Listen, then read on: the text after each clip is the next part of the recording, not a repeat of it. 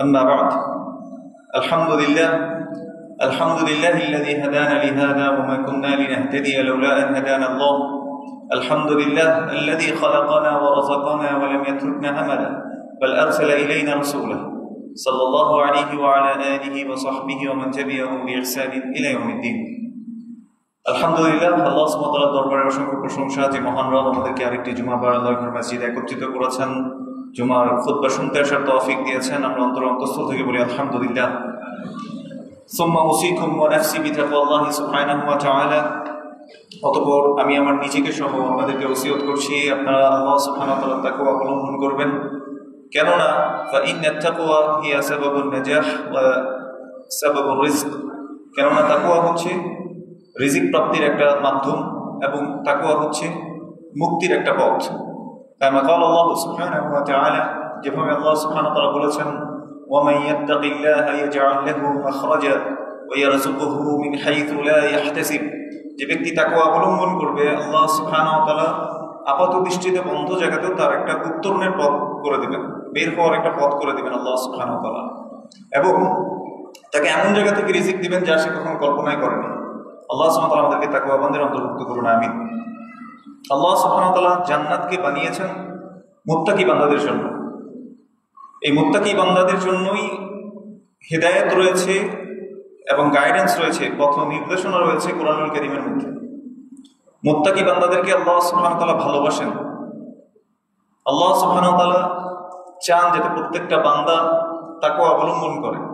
এই জন্য আল্লাহ সুবহানাহু ওয়া তাআলা ঈমানদারদেরকে ডেকে বলেছেন, ইয়া আইয়ুহাল্লাযীনা আমানুত্তাকুল্লাহ, এই ঈমানদারগণ তোমরা আল্লাহর তাকওয়া অবলম্বন করো।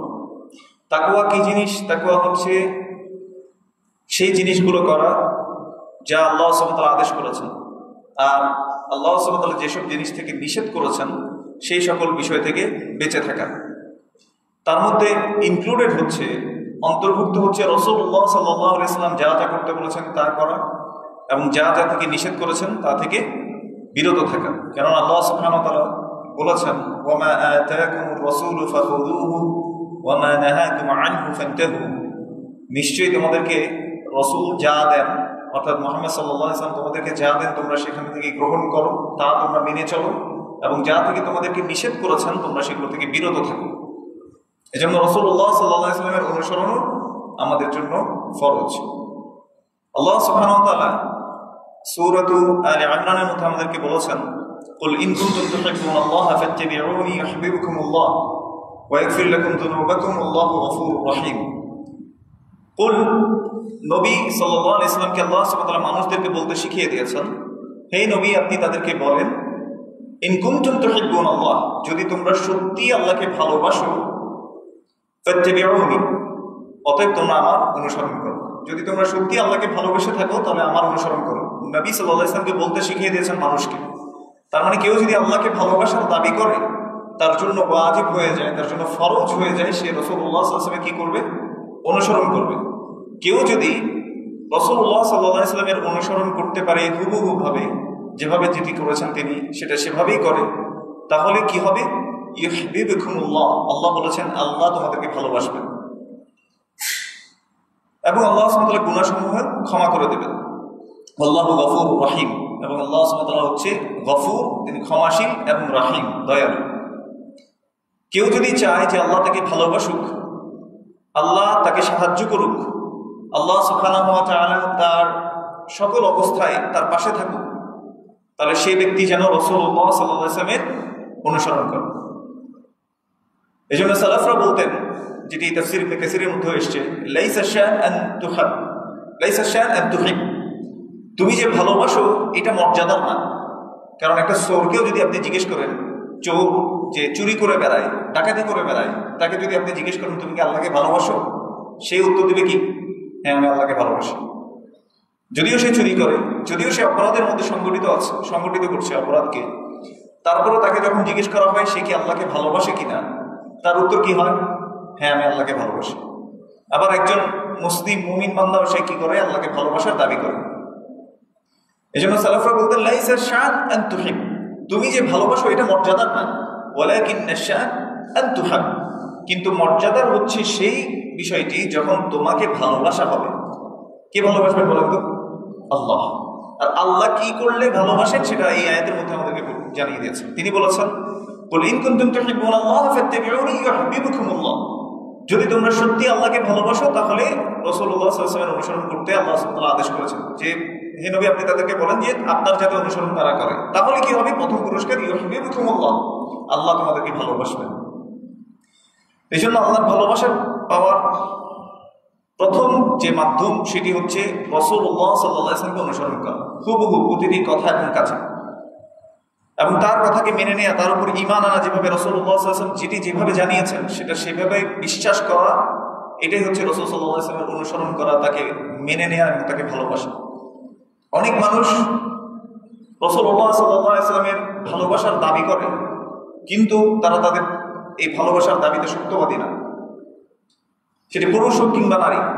নানা মানুষ সেই দুনিয়ার ধোকায় হোক অথবা তার বাপ দাদা 14 গোষ্ঠী এগুলোর যখন কথা আসে, সমাজের কথা আসে, তখন তারা রাসূল সাল্লাল্লাহু আলাইহি ওয়াসাল্লাম যে দিন নিয়ে আসে সেটাকে তারা ছেড়ে দেয়, তারা সেটাকে আর মানতে চায় না। তখন তারা বলে যে আমাদের পরিবার কি ভুল করছে নাকি, আমাদের বড়রা কি ভুল করেছে, আমাদের বাপ দাদা ভুল করছে, নানা যুক্তি তখন নিয়ে আসে। এই জন্য আল্লাহ সুবহানাহু ওয়া তাআলা কাফের মুশরিকদেরকে ভৎসনা করে বলেছেন, ওয়াইদা কিলা লাহুম ইত্তাবিউ মা আনজালাল্লাহ, তাদেরকে যখন বলা হয় আল্লাহ যা নাযিল করেছে তোমরা সেগুলোর অনুসরণ করো, রাসূল সাল্লাল্লাহু আলাইহি ওয়াসাল্লাম যা নিয়ে এসেছে সেগুলোর অনুসরণ করো, তখন তারা বলে বাল নাত্তাবিউ মা আলফাইনা আলাইহি আবাআনা, আমরা আমাদের বাপ দাদা 14 গোষ্ঠীকে যেভাবে পেয়েছি শুধুমাত্র তারই অনুসরণ আমরা করব। আওয়ালাউ কানা আবাউহুম লা ইয়াকিলুনা শাইআন ওয়া লা ইয়াহতাদুন, আল্লাহ সুবহানাহু ওয়া তাআলা বলেছেন যদিও তাদের বাপ দাদা কোনো কিছু না বুঝে, তারা হেদায়েতপ্রাপ্ত যদি না হয়, তারা তারপরেও কি করত? ওই যে বাপ দাদা 14 গোষ্ঠী পূর্বপুরুষ কি করেছে সেটার অনুসরণ তারা করত। অথচ রাসূলুল্লাহ সাল্লাল্লাহু আলাইহি ওয়াসাল্লামকে সাহাবারা কিভাবে ভালোবেসেছে দেখেন। ওমর রাদিয়াল্লাহু তাআলা আনহু একবার রাসূল সাল্লাল্লাহু আলাইহি ওয়াসাল্লামকে বলছেন যে ইয়া রাসূলুল্লাহ, আমি আপনাকে আমার সম্পদ, আমার যত কিছু আছে, আমি সব কিছু থেকে আমি আপনাকে বেশি ভালোবাসি, পৃথিবীতে যত মানুষ আছে সবচেয়ে বেশি ভালোবাসি, কিন্তু আমার নিজের চাইতে না।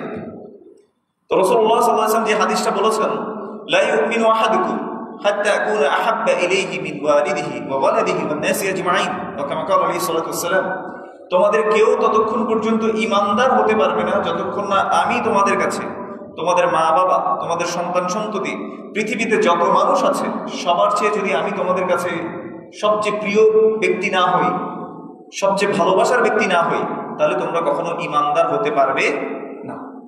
ওমর রাদিয়াল্লাহু তাআলা আনহু বললেন যে ইয়া রাসূলুল্লাহ, আমি সবকিছু থেকে আপনাকে বেশি ভালোবাসি, কিন্তু আমার নিজের জানের চেয়ে না। তখন বলে যে তাহলে তো তুমি পরিপূর্ণ ঈমানদার হতে পারলে না। তো ওমর রাদিয়াল্লাহু তাআলা আনহু তার কিছুক্ষণ পরে বলে যে ইয়া রাসূলুল্লাহ, এখন আমি আপনাকে আমার নিজের জানের চেয়েও বেশি ভালোবাসি। তখন রাসূলুল্লাহ বলছে এখন তুমি পরিপূর্ণ ঈমানদার হয়েছো। তার মানে এখান থেকে কি বুঝতে পারলাম আমরা? রাসূল সাল্লাল্লাহু আলাইহি ওয়াসাল্লামের ভালোবাসার সামনে আমার মা বাবা, আমার সন্তান সন্ততি, আমার পরিবার পরিজন, আমার সমাজের নেতা যেই হোক না কেন, সে কখনো এই সমান্তরাল জায়গায় আসতে পারবে না। অনেকে আমরা মনে করে থাকি যে ঠিক আছে, ইসলামিক ক্ষেত্রে আমরা দিন ধর্ম পালন করার ক্ষেত্রে রাসূল সাল্লাল্লাহু আলাইহি ওয়াসাল্লাম আমাদের নেতা, কিন্তু সমাজ চালাতে গেলে আমাদের অন্য কোনো আদর্শ একটু ধার করে নিতে হবে, ওই আদর্শের কোনো নেতাকে আমাদের অনুসরণ করতে হবে। বুঝতে পেরেছি কিনা? যেমন কারো কারো দেখবেন তারা বলবে যে আমার ধর্মীয় নেতা হচ্ছে রাসূলুল্লাহ সাল্লাল্লাহু আলাইহি ওয়াসাল্লাম, আর আমার রাজনৈতিক নেতা হচ্ছে অমুক। আমার কথা কি বোঝা যায়? কিছু কিছু ব্যক্তি তারা বলে যে আমার ধর্মীয় নেতা হচ্ছে কে? রাসূলুল্লাহ সাল্লাল্লাহু আলাইহি ওয়াসাল্লাম, আর আমার রাজনৈতিক নেতা হচ্ছে অমুক।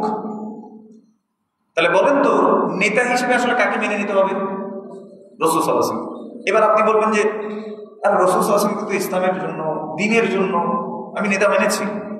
আচ্ছা, রাসূল সাল্লাল্লাহু আলাইহি ওয়াসাল্লাম তিনি কি রাষ্ট্রনায়ক ছিলেন না? ছিলেন কিনা? কোন রাষ্ট্র পরিচালনা করেছেন বলেন তো? মদিনার রাষ্ট্র, ইসলামের রাষ্ট্র তিনি পরিচালনা করেছেন কিনা? করেছেন।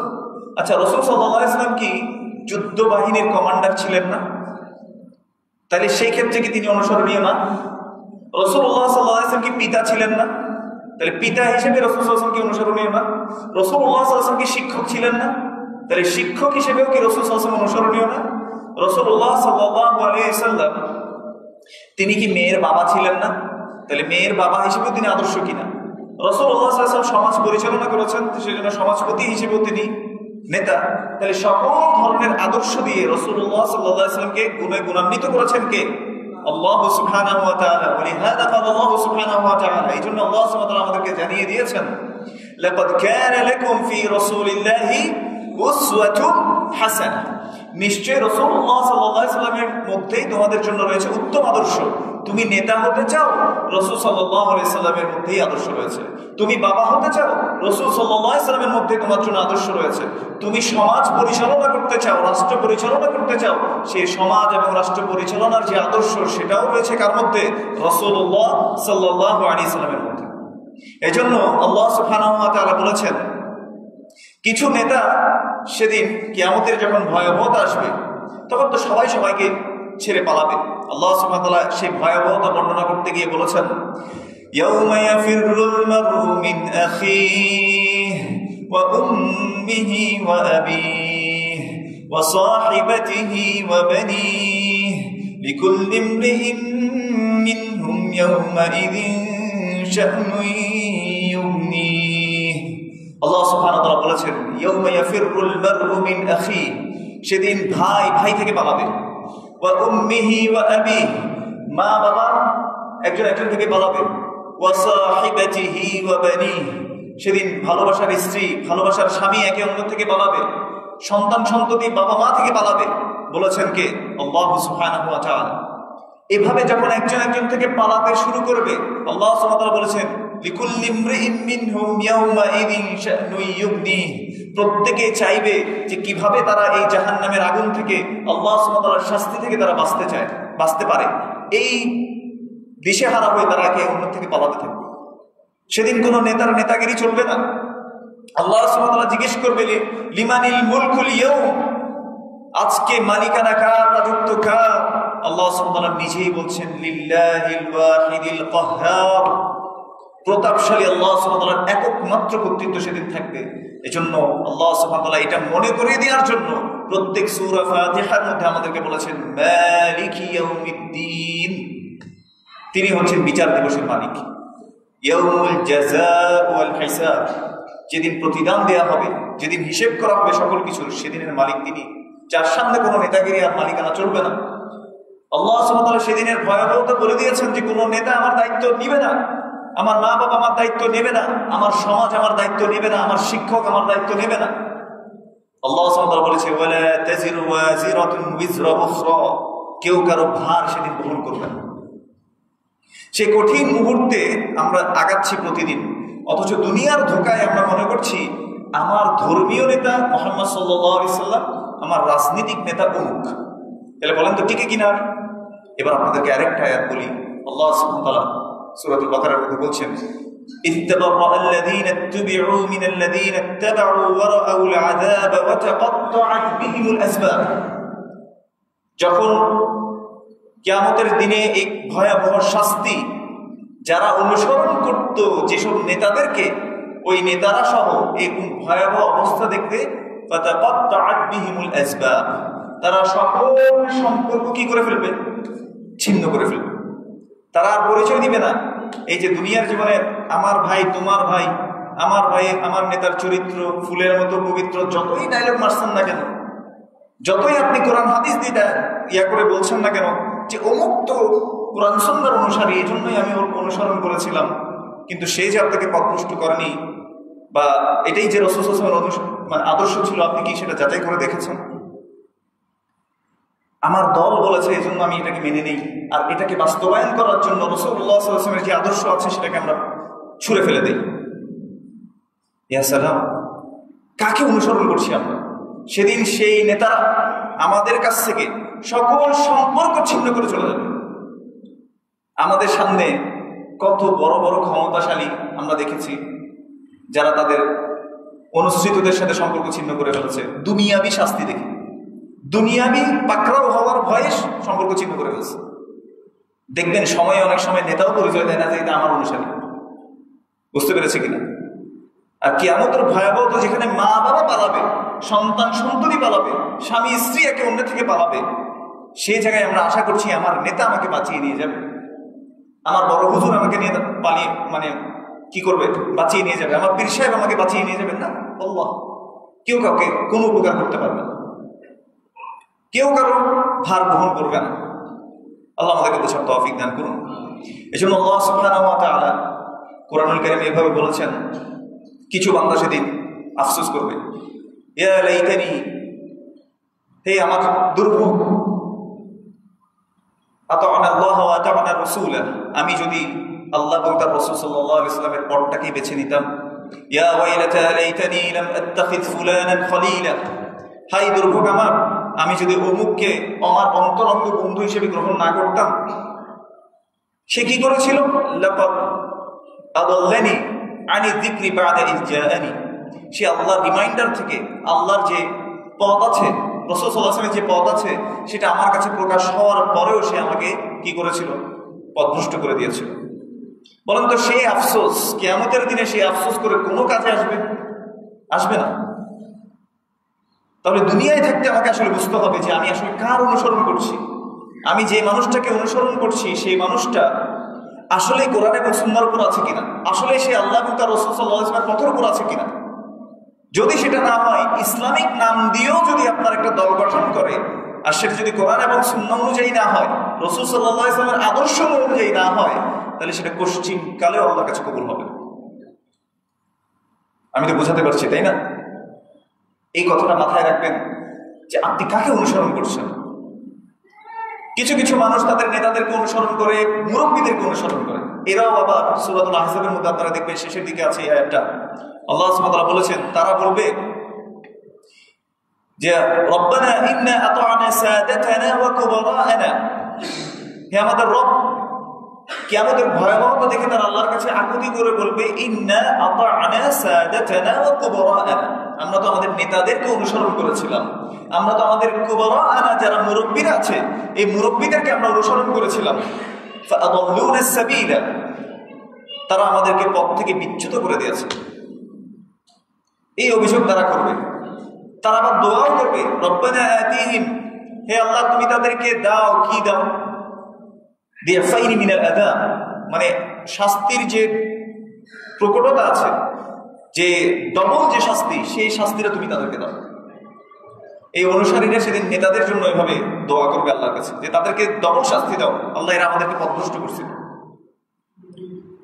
এজন্য মনে রাখবেন, আপনার আখিরাত আপনার নিজেকে বাঁচাতে হবে। আপনার দুনিয়াতে আপনি আখিরাতে সফলতা, সেটা আপনাকে নিশ্চিত করতে হবে, কেউ আপনাকে এসে সফল করে দেবে না। আপনি ধরেন একটা জমি যদি কিনতে যান, আপনার বিশ্বস্ত বন্ধু যদি আপনাকে মুখে মুখে বলে যে জমিদার ওকে আপনি দিয়ে দিলাম, যাও 10 লাখ টাকা দাও, আপনি কোনোদিন নিবেন না, কোনোদিন আপনি নিবেন না। কারণ আপনি জানেন যে মুখের কথার আসলে কোনো ভ্যালু নাই। তার জন্য কি লাগবে? এভিডেন্স লাগবে, দলিল লাগবে। দলিল যদি নিজে না বুঝেন, আপনি যে বুঝেন তার কাছে যাবেন এবং আপনি যেতেই থাকবেন, চেষ্টার পরে চেষ্টা করে যাবেন আপনার যতটুকু সামর্থ্য। অথচ আপনি জান্নাতের জায়গা চাচ্ছেন, আল্লাহর সন্তুষ্টি চাচ্ছেন, আপনার কোনো চেষ্টা নাই, আমার কোনো চেষ্টা নেই। বিষয়টা কেমন হয়ে গেল না? এই জন্য আল্লাহ সুবহানাহু ওয়া তাআলা বলেছেন, ইয়ালামুনা যাহিরাম মিনাল হায়াতিদ দুনিয়া ওয়া হুম আনিল গাফিরাতি আনিল আখিরাতি হুম গাফিলুন। আল্লাহ সুবহানাহু ওয়া তাআলা বলেছেন, তারা দুনিয়ার যে বাহ্যিক জিনিসগুলো আছে সেই বিষয়ে তারা ভালোভাবেই জানে, ভালোভাবে জ্ঞান অর্জন করেছে, কিন্তু ওয়া হুম আনিল আখিরাতি হুম গাফিলুন, তারা আখিরাতের ব্যাপারে গাফিল হয়ে আছে, উদাসীন। আখিরাতের ব্যাপারে তাদের কোনো চিন্তা চেতনা নাই। কিন্তু ইয়ালামুনা যাহিরাম মিনাল হায়াতিদ দুনিয়া, দুনিয়ার জীবনের যে কাজকর্মগুলো আছে, ব্যবসা কিভাবে করতে হয়, কিভাবে টাকা কামাইতে হবে, সব কিছু তারা বুঝে, শুধু বুঝে না আখিরাতের ব্যাপারে। আল্লাহ আমাদেরকে বোঝার তৌফিক দান করুন, আমিন।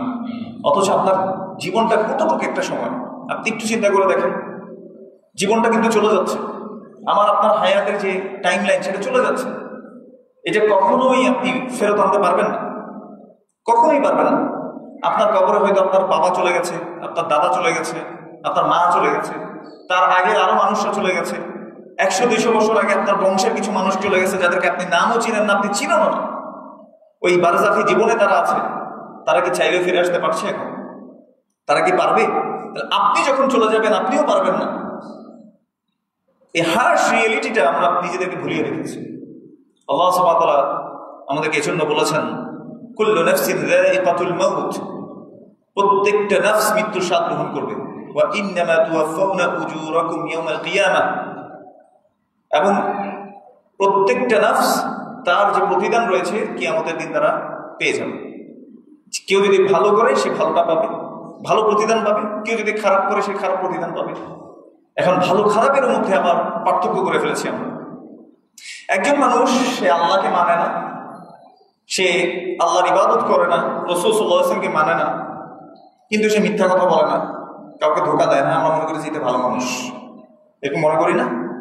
আরে যে তার রবকে স্বীকার করে নেয় না, মনে করেন যে একজন সন্তান সে যদি তার বাবা মাকে স্বীকার না করে, বাবা মার অধিকার আদায় না করে, সে যদি মিথ্যা কথা নাও বলে, সে যদি কাউকে নাও ঠকায়, আপনি কি বলবেন সে একটা ভালো মানুষ? এ তো নাফরমান। এর মা বাবার খেয়ে, মা বাবার পরে, মা বাবা তাকে পৃথিবীতে এনেছে, মা বাবা তাকে বড় করেছে। তো দুনিয়ার দিক দিয়ে আমরা বুঝতে পারি যে একটা সন্তান মা বাবার খেয়েছে, মা বাবা থেকে লালিত পালিত হয়ে বড় হয়ে এখন সে আর মা বাবাকে চিনে না, খোঁজ খবর রাখে না, মা বাবার কথা শুনে না।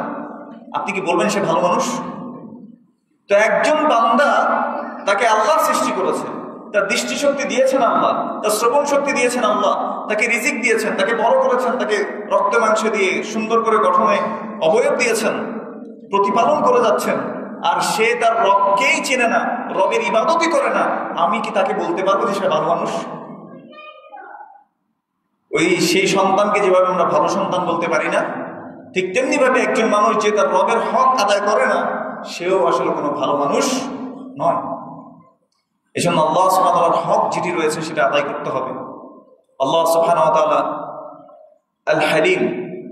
হ্যাঁ, হয়তো অনেকেই আল্লাহকে মানতে চায় না, আল্লাহর অবাধ্যতা করছে, কিন্তু দেখেন আল্লাহ যে রহমানুর রহিম, আল্লাহ যে আল হালিম, তিনি সহনশীল। আল্লাহ চাইলে সাথে সাথে পাকড়াও করতে পারতেন, কিন্তু আল্লাহ সুবহানাহু ওয়া তাআলার সাথে সাথে পাকড়াও করেন না। আল্লাহ ছাড় দিয়ে যাচ্ছেন। এই দয়ালু রবের ব্যাপারে আমাদেরকে দুনিয়ার জীবন ধোকায় রেখেছে। এই দয়ালু রবের ব্যাপারে আমাদেরকে শয়তান এসে বুঝিয়েছে যে আল্লাহ সুবহানাহু ওয়া তাআলা এরকম এরকম। তা আমরা মনে করেছি আরে এত ধর্ম কর্ম পালন করতে হয় না, আরে সুফি সাহেব হয়ে যাবো নাকি, এই বয়সে দাঁড়িয়ে রাখবো নাকি, টাকনুর উপর প্যান করতে কি হয়েছে, এটা এত কিছু করা লাগে। ওই 5 ওয়াক্ত সালাত দিন শেষে একবার করে ফেললে হয়, মাঝে মাঝে সালাত পড়লে হয়, মাঝে মাঝে সালাত না পড়লেও হয়। এই বুঝ আমাদেরকে ঢুকিয়ে দেওয়া হয়েছে। আমরা মনে করেছি যে ব্যক্তি 5 ওয়াক্ত সালাত ঠিক মতো করে, দাঁড়িয়ে রেখেছে, এই হচ্ছে হুজুর। আমাদের সমাজের হুজুর সমাজ শুধু এটা করবে, সাধারণ মানুষ করবে না। তো জান্নাতে কি শুধু হুজুররা যাবে আর সাধারণ মানুষ যাবে না? বুঝতে পেরেছেন কিনা? এই হুজুর নীতি, পণ্ডিত নীতি ইসলামের মধ্যে ছিল না। এটাকে জোর করে একটা মানুষ এভাবে এনেছে। আপনি আমাকে জুব্বা পড়তে দেখেন, আপনি বলেন যে এটা তো হুজুর মাদ্রাসায় পড়ছে, এই জন্য মনে হয় জুব্বা টুব্বা পড়ছে। না, আমি এই জন্য জীবনে পড়িনি।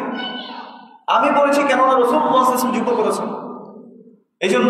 আমি আপনাকে বলছি না যে শার্ট প্যান্ট পরা, গেঞ্জি পরা এটা হারাম, এটা আমি বলছি না। কিন্তু একটা হুজুর চাইলেও এটা পড়তে পারে যদি এটা লুজ হয়। বুঝতে পেরেছেন কিনা? শরীরের অবয়ব যদি বোঝা না যায়।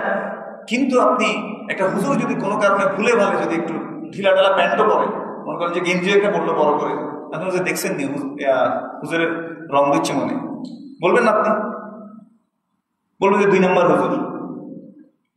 কিন্তু ওই হুজুর যখন আপনাকে ধর্মীয়ভাবে মিথ্যা কিছু আপনাকে শেখাচ্ছে, তখন আপনি সেটা বুঝতেও পারছেন না। যেটা দিন না সেটা আপনাকে দিন হিসেবে বোঝাচ্ছে। আরবের কাফের মুশরিকরা তারা মনে করত যে তারা ইব্রাহিম আলাইহিস সালামের দ্বীনের উপর আছে। এটা কোরআনে আপনারা পাবেন। এই জন্য আল্লাহ সুবহানাহু ওয়া তাআলা বলেছেন, মা কানা ইব্রাহিম ইয়াহুদিয়ান ওয়ালা নাসরানিয়ান ওয়ালাকিন কানা হানিফান মুসলিমা। যে ইব্রাহিম আলাইহিস সালাম সে ইহুদিও ছিল না, সে খ্রিস্টানও ছিল না, কিন্তু সে একনিষ্ঠ মুসলিম ছিল। এটা কে বলছেন? আল্লাহ সুবহানাহু ওয়া তাআলা। এখন তারা মনে করতো যে তারা ইব্রাহিম আলাইহিস সালামের দ্বীনের উপর আছে, এই জন্য তারা কি করতো? হজও করতো, তাওয়াফও করতো, সাইও করতো সাফা মারওয়ার মধ্যে উলঙ্গ হয়ে। অনেকে মনে করতো যে যদি কাপড়ের টাকার মধ্যে সুদের টাকা থাকে তাহলে তো আল্লাহ কবুল করবেন না, এই জন্য কাপড় ছাড়া পবিত্রতার জন্য উলঙ্গ হয়ে পর্যন্ত তাওয়াফ করত। মানে এত বেশি তারা এটাকে ধর্মীয় একটা রীতিনীতি বানিয়ে নিয়েছে। এখন আমাদের সমাজে কিছু হুজুর বেরিয়েছে, আপনাকে এসে বলবে যে তোমার মনের মান্যত পূরণ করতে হবে, মনের আশা পূরণ করতে হবে, অমুক জায়গায় টাকা দাও, অমুক জায়গায় একটা গরু জবাই করে আসো, অমুক জায়গায় এটা করো। তাহলে বলেন তো ওই আরবের কাফের মুশরিকের আমাদের মধ্যে পার্থক্য কি? আল্লাহ সুবহানাহু ওয়া তাআলা এই জন্য বলেছেন, তখন তাদেরকে জিজ্ঞেস করা হতো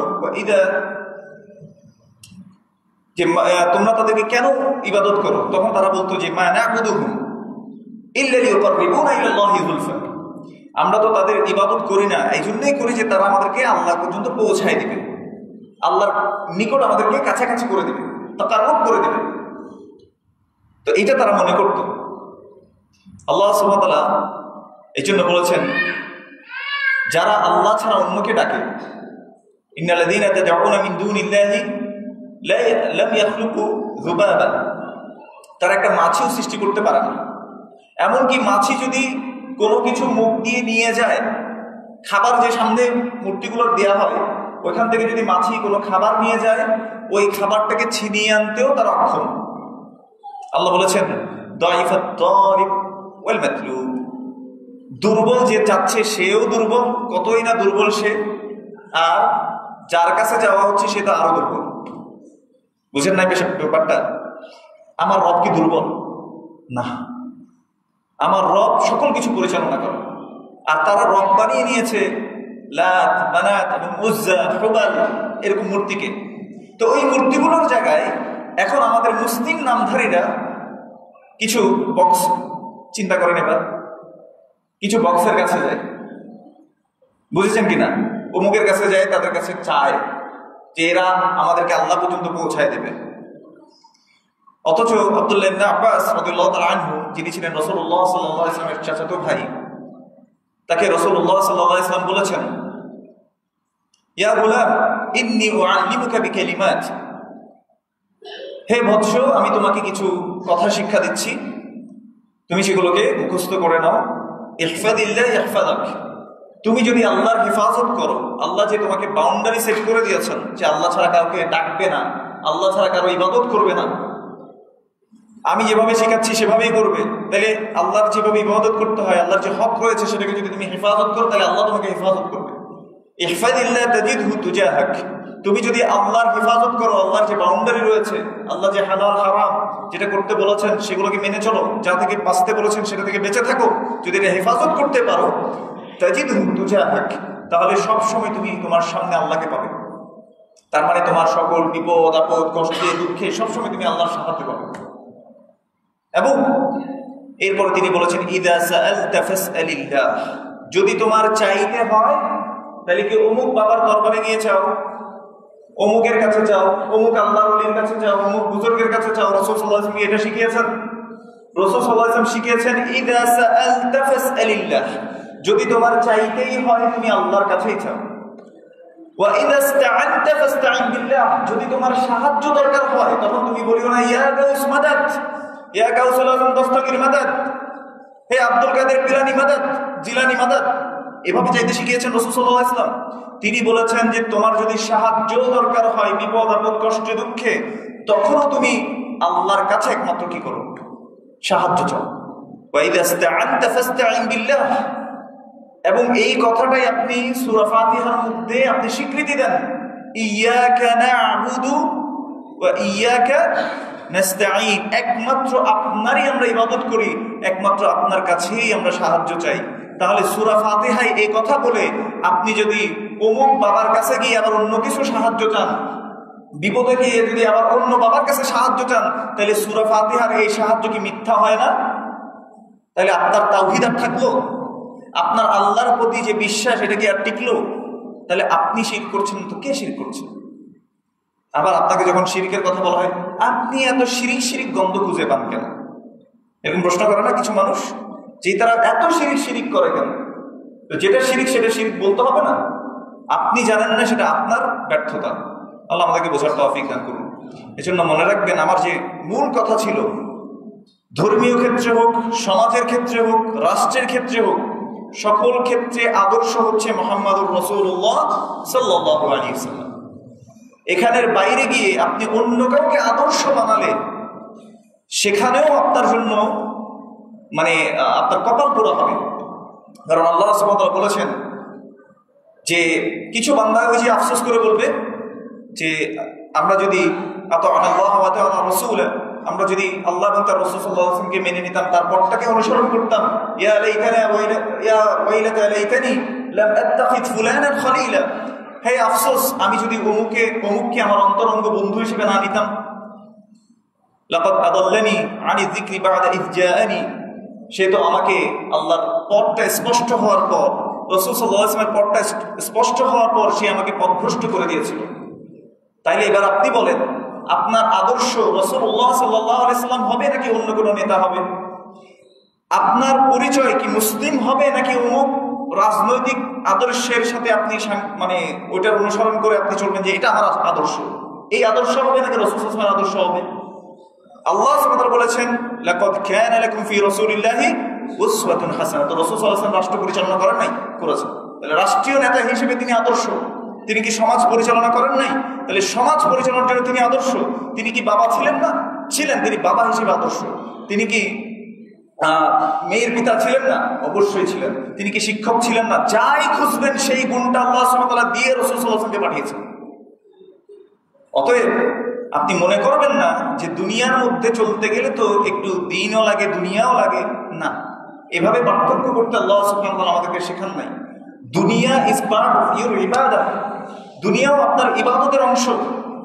রাসূলুল্লাহ সাল্লাল্লাহু আলাইহি ওয়াসাল্লাম এই জন্য বলেছেন, কেউ যদি রিজিকের সন্ধানে বের হয় নিজের পরিবার চালানোর জন্য, কারণ আর-রিজালু কাওয়ামুনা আলান নিসা, আপনার পরিবারের যারা সদস্যরা আছে, মহিলারা আছে, তাদের দায়িত্ব কার উপর দিয়েছেন? একজন পুরুষকে দেওয়া হয়নি? আল্লাহ সুবহানাহু ওয়া তাআলা একজন পুরুষকে দিয়েছেন। তাহলে পুরুষকে ইনকাম করতে যেতে হবে। আল্লাহ সুবহানাহু ওয়া তাআলা বলেছেন, ওয়া ইযা কুদিয়াতিস সালাহ, যখন তোমাদের সালাত শেষ হয়ে যায়, ফান্তাশিরু ফিল আরদ, তোমরা কি করো? জমিনে ছড়িয়ে পড়ো। কেন? ওয়াবতাগু মিন ফাদলিল্লাহ, আল্লাহর যে অনুগ্রহ আছে সেটাকে তালাশ করো, তার মানে রিজিকের অনুসন্ধান করো। তাহলে রিজিকের অনুসন্ধান করতে আল্লাহ সুবহানাহু ওয়া তাআলা শিখিয়েছেন, রাসূলুল্লাহ সাল্লাল্লাহু আলাইহি ওয়াসাল্লাম শিখিয়েছেন। তাহলে এই কাজটাও কি ইবাদত হয়ে যাবে না? আপনি কেন মনে করছেন যে মসজিদে এসে পড়ে থাকলে এটাই ইবাদত হবে শুধুমাত্র? লা আল্লাহ, কেউ যদি পরিবারের রিজিক সন্ধানের জন্য বের হয়ে যায়, তাহলে ফাহুয়া ফি সাবিলিল্লাহ, সেও আল্লাহর পথে আছে। মান খারাজা মিন বাইতিহি ইয়াতলুবুল ইলম, যে ব্যক্তি জ্ঞান অর্জন করার জন্য ঘর থেকে বের হলো, ফাহুয়া ফি সাবিলিল্লাহ, সেও আল্লাহর পথে আছে।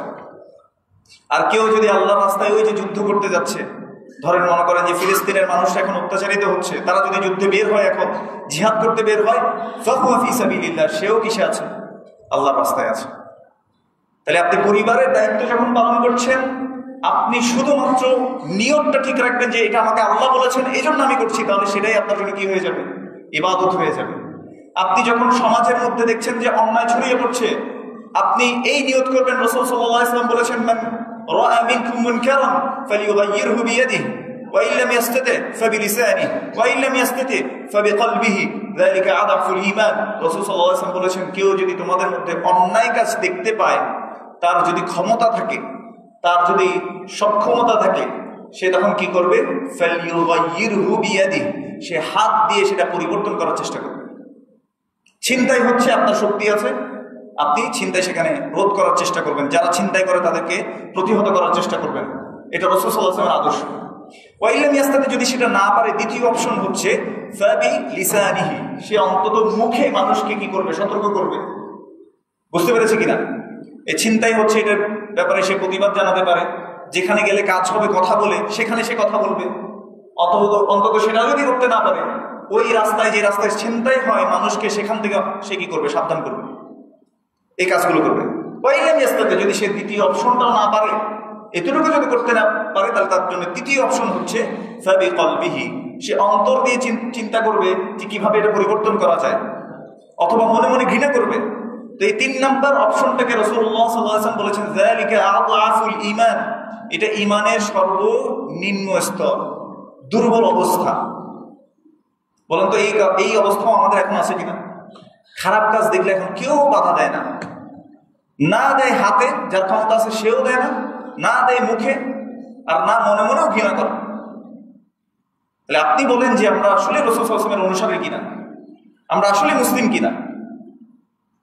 মুসলিম শুধু নাম আব্দুল্লাহ, আব্দুর রহমান, আহমদ, মোহাম্মদ, নামের শুরুতে মোহাম্মদ এটা লাগাই দিলেই যে মুসলিম হয়ে যায়, আর মেয়েরা যে নামের শুরুতে মোসাম্মদ লাগাই দিলে মুসলিম হয়ে যায়, মুসলিমা হয়ে যায়, বিষয়টা এমন না। মুসলিম আপনার কাজে এবং কথায় আপনাকে প্রমাণ করতে হবে। ওয়ালিহাযা ইয়াশতামিলুল ঈমান ইলা সালাসাতি উমুর, ঈমান তিনটা বিষয়ের সমষ্টি। কি কি? ইকরার বিল লিসান, তাসদীক বিল কলব, ওয়াল আমাল বিল জাওয়ারিহ। আপনার অন্তরে এটা স্বীকৃতি দিতে হবে যে আপনি মুসলিম, মুখে বলতে হবে যে আমি মুসলিম। আপনি বলতে পারবেন না আমি হচ্ছি ধর্মীয়গতভাবে আমি ইসলাম পালন করি, আর সমাজে চলার জন্য, দেশে চলার জন্য আমি অমুক আদর্শ অনুসরণ করি, এটাও বলতে পারবেন না। আপনার কাছে অপশন একটাই, আপনি যেটা অন্তরে রেখেছেন এটাও মুখে বলবেন। 3 নাম্বার, ওয়াল আমাল বিল জাওয়ারিহ, আপনি অঙ্গ প্রত্যঙ্গের দ্বারা আমল করে সেটা প্রমাণ করবেন যে আপনি মুসলিম। এবার আপনাকে সহজভাবে বলি যে আমরা মুসলিম অবস্থায় কোন জায়গায় ফেল। ধরেন আপনার দামি একটা গাড়ি আপনি কিনেছেন, ওই গাড়ির সাথে আরেক মুসলিম রিক্সা ড্রাইভার ভাই লাগিয়ে দিয়েছে। আপনি সাথে সাথে তাকে অমুকের ফুত অমুক বলে একটা গালি দিলেন। তো রাসূলুল্লাহ সাল্লাল্লাহু আলাইহি সাল্লাম বলেছেন, সিবাবুল মুসলিম, যে মুসলিমকে গালি দেয়া এটা হচ্ছে ফুসুকুন, ফাসিকি, পাপ কাজ। কোন মুসলিমকে গালি দেয়া কি? পাপ কাজ। আর তার সাথে যদি আপনি এবার তাকে খুনই করে ফেলেন, মনে করেন যে খুন করছে একজন একজনকে, এখন খুন করা তো অনেক সহজ, কিছু একটা নিয়ে হয়েছে, কোপাকুপি করে একদম শেষ, মেরে দিচ্ছে। তো মুসলিমকে হত্যা করা কি? আল্লাহ রাসূল সাল্লাল্লাহু আলাইহি ওয়াসাল্লাম বলেছে, ওয়া কিতালুহু কুফরুন, আর কোন মুসলিমকে হত্যা করা হচ্ছে কুফরি। কিন্তু এটা কি এখন সহজ না? আপনি দেখেন দুই দলের মধ্যে যখন, এখন যেহেতু এই কথাটাই চলছে, মনে করেন যে দুই দলের মধ্যে কি হয়েছে, কথা কাটাকাটি হয়েছে, বা ক্ষমতা নিয়ে দ্বন্দ্ব, কিসে লিপ্ত হয় বলেন তো? মারামারিতে। তো যে মারা যাচ্ছে, বলেন তো সে কি আসলে ভালো কাজ করছে কিনা? কখনো না। কিসের জন্য মরেছে? মরলে আল্লাহর জন্য মরব। এই জন্য আমরা কি বলি? ইন্না সলাতি ওয়া নুসুকি ওয়া মাহইয়ায়া ওয়া মামাতি লিল্লাহি রাব্বিল আলামিন। নিশ্চয়ই আমার সালাত, আমার কুরবানি, আমার যত ইবাদত আছে, সকল কিছু, আমার জীবন, আমার মৃত্যু সব কার জন্য? বাঁচবেন আল্লাহর জন্য, মরতে হয় তাও মরবেন কার জন্য? আল্লাহর জন্য। নাকি অমুক দলের আদর্শ আপনি বাস্তবায়ন করতে গিয়ে মরলেন?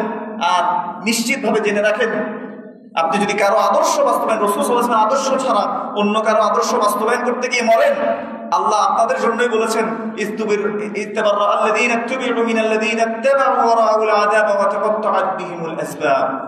সেদিন নেতারা, যাদেরকে নেতা হিসেবে মানা হতো, ওই নেতারা তাদেরকে তারা অনুসরণ করত, আল্লাহর আযাব দেখে সকল সম্পর্ক তারা কি করে ফেলবে? ছিন্ন করে ফেলবে। ওয়াল্লাহি কোন নেতা আপনার কোন গুনাহ ভার বহন করবে না। নেতা যদি বানাতে হয়, আপনি একমাত্র বানান সেটাকে রাসূলুল্লাহ সাল্লাল্লাহু আলাইহি ওয়াসাল্লাম। তাকে নেতা হিসেবে মেনে নিয়ে তার আদর্শকে বাস্তবায়ন করার জন্য আপনি চেষ্টা করে যান, তাহলে আপনি মুসলিম হিসেবে কি হবেন? মানুষের কাছে আপনি বলতে পারবেন, আল্লাহর কাছে আপনি কবুল হবেন ইনশাআল্লাহ। এছাড়া আপনি যদি মনে করেন যে শত আপনার নাম মুহাম্মদ, আপনার নাম অমুক তমুক, যত কিছুই লাগান না কেন, মুখে আপনি বলতে থাকেন আমি আল্লাহকে ভালোবাসি। অনেক মানুষ দেখবেন যে নামাজ কালাম কিছু পড়ে না, সালাতের কাছে নাই, নামাজের কাছে নাই, বলে আমি আল্লাহকে ভালোবাসি, আল্লাহকে তো বিশ্বাস করি, এটাই যথেষ্ট। কিন্তু ঈমান এটার জন্য যথেষ্ট নয়। ঈমান হচ্ছে অন্তরে বিশ্বাস করা, মুখে স্বীকৃতি দেয়া, আর 3 নাম্বার কি বললাম? কাজে সেটা পরিণত করা। আপনি ফজরের সালাতে আসেন না, তার মানে আপনার ঈমান ওভাবে নাই, ওয়াল্লাহি নাই। আপনি জোহরের সালাতে আসেন না, আপনার ঈমান নাই। আপনি আসরের সালাতে আসেন না, আপনার ঈমান নাই। আপনি মাগরিবের নামাজে আসেন না ইচ্ছাকৃতভাবে, আপনার ঈমান নাই। এগুলো, এবং ঈশার নামাজে যদি না আসেন ইচ্ছাকৃতভাবে, আপনার ঈমান নাই। আপনি যতই বলেন আপনি ঈমানদার, আপনি ঈমানদার নন। আল্লাহ সুবহানাহু ওয়া তাআলা রাসূলুল্লাহ সাল্লাল্লাহু আলাইহি ওয়াসাল্লামের মাধ্যমে আমাদেরকে জানিয়েছেন যে মুশরিকদের মধ্যে আর আমাদের মধ্যে পার্থক্য হচ্ছে সালাহ। আউয়ালু মা ইউহাসাবু বিহিল আবদু ইয়াউমাল কিয়ামাহ সালাতুহু। কিয়ামতের দিন সর্বপ্রথম যে জিনিসের হিসেব নেওয়া হবে সেটা হচ্ছে সালাত। যদি সেই সালাত ঠিকঠাক হয়, তাহলে তার পরিপূর্ণ আর যে আমলগুলো আছে সেগুলোর মধ্যে একটু কমতিও থাকে, আল্লাহ সুবহানাহু ওয়া তাআলা সেগুলোকে মাফ করে দিতে পারেন ইনশাআল্লাহ। কিন্তু সে যদি এই সালাতের মধ্যে ধরা খেয়ে যায়, তার সকল আমল কি বরবাদ। আর যেটা বললাম মুশরিকদের মধ্যে আর মুসলিমের মধ্যে পার্থক্যই হচ্ছে সালাত। তাহলে যে সালাতকে আসলে কি করে না, আদায় করে না, তার আসলে ঈমান নাই, সে মুসলিম হিসেবে পরিগণিত না। অনেক ইমাম বলেছে তার ঈমান থাকে না, তার ঈমান চলে যায় কেউ যদি সালাত ইচ্ছাকৃতভাবে ত্যাগ করে।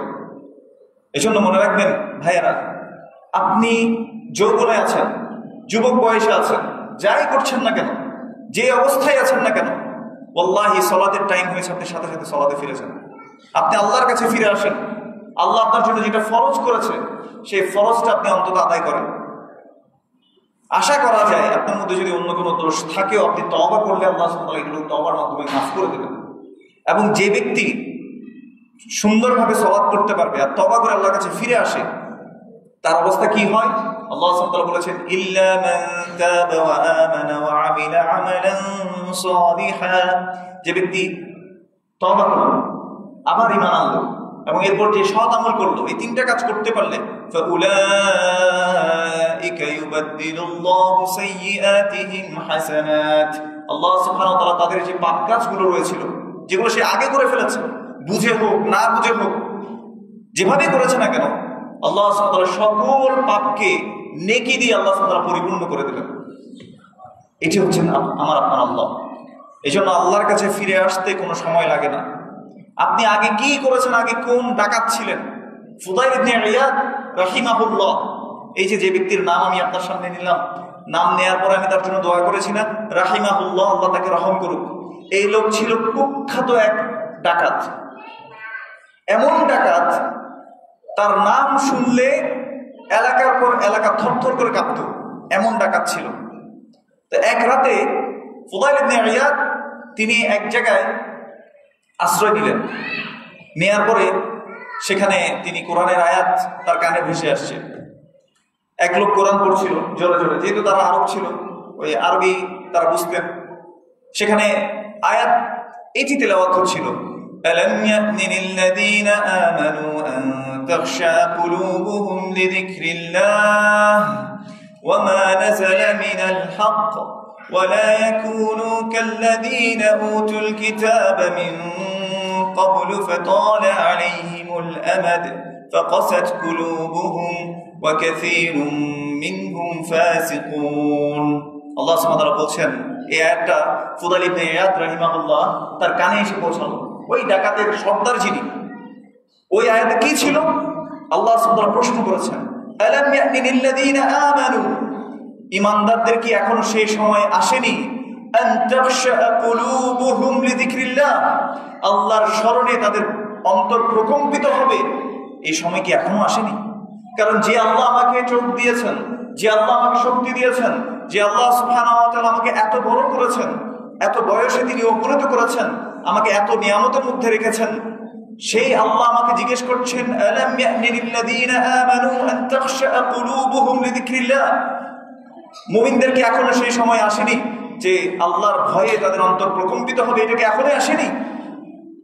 সাথে সাথে ফুদাইল ইবনে ইয়াদ রাহিমাহুল্লাহ বললেন, এসছে, অবশ্যই, বালা ইয়া রাব্বানা, অবশ্যই এসছে। ওই মুহূর্ত থেকে যিনি ডাকাতের সর্দার ছিলেন, যিনি ছিলেন এমন কুখ্যাত ডাকাত যার নাম শুনলে মানুষ থরথর করে কাঁপত, সাথে সাথে বললেন যে, ইয়া আল্লাহ আস্তাগফিরুল্লাহ ওয়া আতুবু ইলাইক, আল্লাহ আমি আপনার কাছে ক্ষমা চাচ্ছি, আপনার কাছে আমি তওবা করে ফিরে আসছি, আমি আর কোনো পাপ কাজ করব না। এইটা বলার সাথে সাথে তিনি নিজেকে নিবৃত করে নিলেন। এরপর তিনি একটা জায়গায় গিয়ে বসেছিলেন। তো একটা মুসাফির যাচ্ছিল, মুসাফির গ্রুপ, তারা বলছে যে আসো ওই জায়গায় একটু আশ্রয় নিই, কারণ ওই জায়গায় ফুদাইল আছে। ফুদাইল কি করবে? আমাদের সব জিনিস ছিনিয়ে নিবে, তো সকাল হওয়া পর্যন্ত আমরা এখানে আশ্রয় নেই। তো ফুদাইল তখন এই কথাটা শুনতে পেলেন এবং মনে মনে ভাবলেন যে আমি এত খারাপ, আমাকে মানুষ এত ভয় পায়। তিনি আল্লাহর কাছে আরো হাওয়া করে কাঁদতে থাকলেন।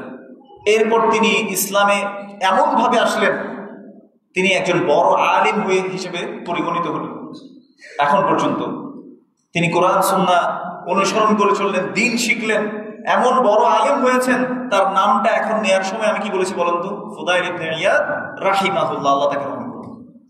সুবহানাল্লাহ। এভাবে মানুষ 360 ডিগ্রি টার্ন করে যখন মানুষ আল্লাহ সুবহানাহু ওয়া তাআলাকে চিনতে পারে, আল্লাহ সুবহানাহু ওয়া তাআলার কথা যখন স্মরণ হয় মানুষের, আল্লাহ আমাদেরকে বোঝার তৌফিক দান করুন। এজন্য মনে রাখবেন, দুনিয়ার জীবন সামান্য সময়, খুবই সামান্য। এই দুনিয়ার জীবন ছেড়ে আপনি চলে যেতেই হবে। আইনামা কুনতুম ইউদরিকুমুল মাউত, তোমরা যেখানেই থাকো না কেন মৃত্যু তোমাদেরকে পেয়ে বসবে। ওয়ালাউ কুনতুম ফি বুরুজিম মুশাইয়াদাহ, আল্লাহ সুবহানাহু ওয়া তাআলা বলেছেন, যদিও তোমরা একটা সংরক্ষিত দুর্গের মধ্যে অবস্থান করো, নিজেকে একটা প্রোটেকশনের মধ্যে নিয়ে যাও, তারপরেও তোমাদেরকে মৃত্যু পেয়ে বসবে। কেউ এটাকে অস্বীকার করতে পারবে না, কেউ ডিনাই করতে পারবে না, কেউ এটাকে স্কিপ করে যেতে পারবে না। আপনি মনে করেন যে একটা চাকরি আপনার ভালো লাগে না, স্কিপ করে চলে গেছেন। আপনি মনে করেন যে একটা ব্যবসা করতে গেছেন, ভালো লাগে না, অন্য জায়গায় চলে গেছেন। একটা বাসায় বাড়িতে থাকতে ইচ্ছা করতেছেন, আপনি স্কিপ করে অন্য জায়গায় চলে গেছেন। আপনি এক দেশে গেছেন, আপনার চাকরির ব্যবস্থা হয় নাই, ব্যবসার ব্যবস্থা হয়নি, আপনি অন্য দেশে চলে গেলেন। স্কিপ করে চলে যেতে পারেন পৃথিবীতে অনেক কিছু, কিন্তু মৃত্যু এমন একটা অপশন, যে অপশন আপনি কখনো স্কিপ করতে পারবেন না। মৃত্যু না চিনবে কোনো বয়স, না চিনবে কোনো বংশ, না চিনবে কোনো পরিবার, না চিনবে কোনো দেশ, না চিনবে কোনো সমাজ। কোন সমাজ থেকে আসছেন, কোন পরিবার থেকে আসছেন, কার সন্তান, কিচ্ছু আপনাকে চিনবে না। মৃত্যু আপনার কাছ থেকে আপনার রূহটাকে যখন নিয়ে চলে যাবে মালাকুল মউত, তখন আপনার আর কিছু করার থাকবে না। কিছু বান্দা এই জন্য আল্লাহ সুবহানাহু ওয়া তাআলা বলেছেন, তাদের কাছে যখন মৃত্যু চলে আসে তখন তারা সাথে সাথে বলে, ইন্নী তুবতুল আন, আমি এখন তওবা করছি। আল্লাহ বলছেন তাদের জন্য তওবা না, ওয়ালাইসাতিত তাওবাতু লিল্লাযীনা ইয়ামালুনা সাইয়্যাত হাত্তা ইযা হাদারা আহাদুহুমুল মাউত ক্বালা ইন্নী তুবতুল আন। আল্লাহ সুবহানাহু ওয়া তাআলা বলছেন তাদের জন্য তওবা নয়, যাদের কাছে মৃত্যুর ফেরেশতা চলে আসে, মৃত্যু চলে আসে, আর তখন তারা বলে আমি তওবা করে নিচ্ছি। অথচ আপনি দেখেন আমাদের সমাজের অধিকাংশ মানুষের এই মেন্টালিটি চলে আসছে যে আমি মৃত্যুর আগে কি করে নিব, তওবা করে নিব। যুবক বয়সে যারা আছে তারা চিন্তা করছে, আরে মাত্র তো 30-এ পড়লাম, মাত্র তো 20-এ পড়লাম, মাত্র তো 25 বছর বয়স, মাত্র তো 35 বছর বয়স, মাত্র তো 40 বছর বয়স। এই মানুষরা চিন্তা করে যে আমার তো আরো হায়াত আছে, আমার বাপ 63 বছর বাঁচছে। আরেকজন চিন্তা করে আমার বাপ তো 80 বছর বাঁচছে, আমার দাদা 75 বছর বাঁচছে, তার মানে আমিও বাঁচবো। আমাদের সবার চিন্তা এরকম রয়েছে। কিন্তু আসলে বলুন তো, মৃত্যু কি কোনো বয়সের সাথে সম্পৃক্ত? আপনার বয়সে অনেকে হয়তো মারা গেছে। আমার একজন স্কুলের ক্লাসমেট ছিল, একদিনের জ্বরে মারা গেছে। একদিনের জ্বর, আমাদের জ্বর হয় না, এরকম একদিনের জ্বরে মারা গেছে, কোনো অসুখ নেই, জ্বর হয়েছে, রাতে ঘুমিয়েছে, সকালে আর উঠে মৃত। এর চেয়ে আরো ছোট বয়সে আমরা অনেক মানুষকে মৃত্যুবরণ করতে দেখি। কিছুদিন আগে এক ছেলে সাঁতার শিখতে ইয়াতে নেমেছে, ওই ছেলে 10-12 বছর মাদ্রাসায় পড়ে, সাঁতার শিখতে সে পুকুরে নেমেছে বোতল নিয়ে, বোতল হাত থেকে ছুটে গেছে, ডুবে মারা গেছে। কেউ আসলে খেয়াল করেনি, সে মারা গেছে। এরকম মৃত্যু কাউকে বলে আসে। আর এখন যে আমরা এই বিল্ডিং এর মধ্যে আছি, মনে করেন যে মসজিদের মধ্যে আছি, এটা ধসে এখন যদি পড়ে বাঁচার কোনো, ওই যে আপনারা দেখেছেন ঢাকায় যখন একটা গার্মেন্টস কি হয়েছিল, ধসে পড়েছিল, রানা প্লাজা না, এই যে যখন ধসে পড়েছে তখনও এর 5 মিনিট আগে তারা জানতো না যে তারা এখন মারা যাবে। গাড়ি অ্যাক্সিডেন্টে অনেকেই মারা যায়, বাইক নিয়ে অনেকেই বের হয় তারা চিন্তা করে যে আজকে একটু ফান করে আসবো, একটু বেরিয়ে আসবো, বেড়াতে বের হলো। কিন্তু এই বেড়াতে যাওয়া, এই বের হওয়াটাই তার জন্য শেষ হতে পারে নাকি পারে না? এই জন্য আমি আপনি কিসের ধোকায় পড়েছি? আল্লাহ সুবহানাহু ওয়া তাআলা এই জন্য আমাদেরকে প্রশ্ন করেছেন, ইয়া আইয়ুহাল ইনসান মা গাররাকা বিরাব্বিকাল কারীম, তোমার দয়ালু রবের ব্যাপারে কোন জিনিস তোমাকে ধোকায় রেখেছে? তুমি কিসের ধোকায় আছো? আল্লাহ সুবহানাহু ওয়া তাআলা আমাদেরকে বোঝার তৌফিক দান করুন। এজন্য আসুন রাসূলুল্লাহ সাল্লাল্লাহু আলাইহি ওয়াসাল্লামের যে আদর্শ, সেটাকে আমরা মেনে নেই, তার আদর্শ বাস্তবায়নের জন্য কাজ করি, আমাদের ঈমানের পরিচয় আমরা দেই, আমরা আল্লাহ সুবহানাহু ওয়া তাআলার পথে আমরা থাকার চেষ্টা করি, আল্লাহ সুবহানাহু ওয়া তাআলার দ্বীনটাকে জানার চেষ্টা করি। আপনি যতটা বাংলাদেশের সংবিধান জানেন, বাংলাদেশের আইন যতটা জানেন, আল্লাহ সুবহানাহু ওয়া তাআলার সংবিধান, আল্লাহ সুবহানাহু ওয়া তাআলার আইন, আল্লাহ সুবহানাহু ওয়া তাআলা কোরআনে যেটা বলেছেন, রাসূল সাল্লাল্লাহু আলাইহি ওয়াসাল্লাম হাদিসের মধ্যে যা জানিয়েছেন, সেটাকে আমরা অতটুকু জানি। তাহলে কিসের মুসলিম হলাম আমরা? কার আদর্শ বাস্তবায়নের জন্য নিজের লাইফটাকে আমরা ওয়েস্ট করছি?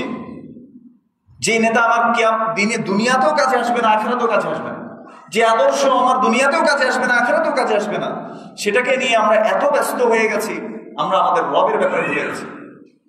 আল্লাহ আমাদেরকে বোঝার তৌফিক দান করুন, আমিন।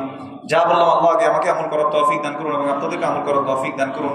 আকুলু কাওলি হাযা ওয়া আস্তাগফিরুল্লাহ লি ওয়া লাকুম ওয়া লিসাইরিল মুসলিমিন ফাস্তাগফিরুহু ইন্নাহু হুয়াত তাওয়াবুর রাহিম। الحمد لله والصلاة والسلام على رسول الله وعلى آله وصحبه ومن تبعهم بإحسان إلى يوم الدين.